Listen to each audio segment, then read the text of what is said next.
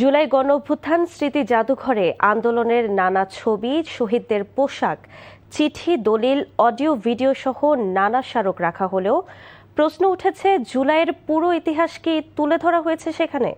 অভিযোগ রয়েছে, অনেক শহীদদের স্মৃতিচিহ্ন, মাদ্রাসা শিক্ষার্থী সহ বিভিন্ন শ্রেণী পেশার মানুষের অবদান এবং আন্দোলনের গুরুত্বপূর্ণ কিছু অধ্যায় যথাযথভাবে স্থান পায়নি জাদুঘরে। এমনকি সরিয়ে ফেলা হয়েছে ফেলানি ও সীমান্ত হত্যার স্মৃতিচিহ্ন। এখনও স্টাফ নিয়োগ না দেয়ায় জাদুঘরে রয়েছে সমন্বয়হীনতা আর প্রদর্শনী নষ্ট হওয়ার শঙ্কা। জহিরুল ইসলামের ছবিতে জুবায়ের প্রধানের রিপোর্ট।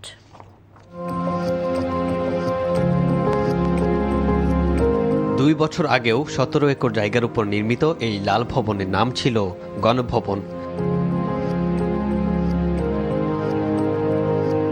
অন্যায়ের আতুরঘর এই ক্ষমতার প্রাসাদ ছেড়ে শেখ হাসিনা পালিয়ে যাওয়ার পর এখানে উল্লাস করে বিক্ষুব্ধ জনতা। সেই মানুষ খেকো স্বৈরশাসকের আবাসস্থল এখন জুলাই গণঅভ্যুত্থান স্মৃতি জাদুঘর।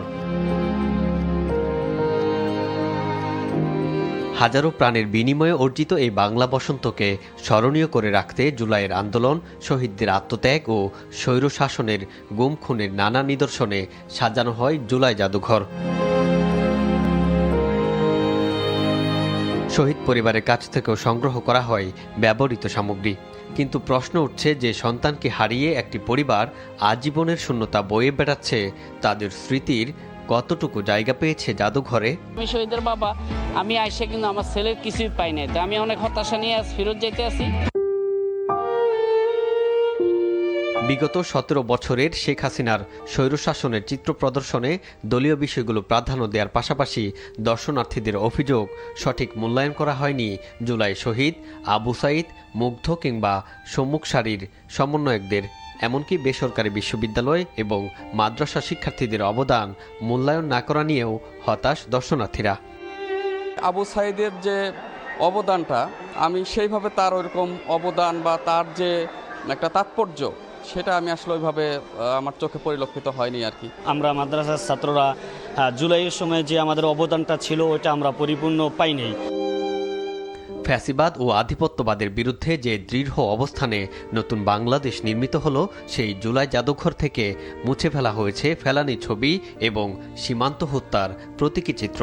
জাদুঘর তৈরির পরিকল্পনার পাশাপাশি দায়িত্ব ছাড়ার পর কি পরিবর্তন হলো, সেই প্রশ্ন অন্তর্বর্তী সরকারের এই সংস্কৃতি উপদেষ্টার কাছে। লুকানোর কিছু না, ওখানে ফেলানির স্কাল্পচার ছিল, বর্ডার কিলিং এর একটা সেকশন ছিল, সেখান থেকে বোধহয় ওটা সরানো হয়েছে। মনে করি না এটা সরকারের শীর্ষ পর্যায়ের সিদ্ধান্ত। হয়তো একজন বা দুইজন ব্যক্তি তারা নিজেরাই স্বপ্রণোদিত হয়ে সিদ্ধান্ত নিয়েছেন। ধরেন, পাকিস্তানের সঙ্গে আমাদের সম্পর্ক ভালো থাকতে হবে, তার জন্য কি আমরা মুক্তিযুদ্ধের ইতিহাস বলবো না?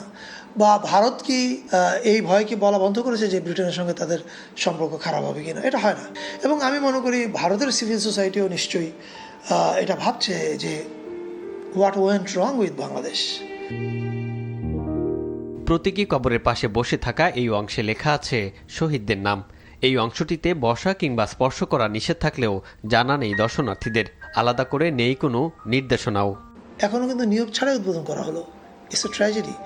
5 মাস সময়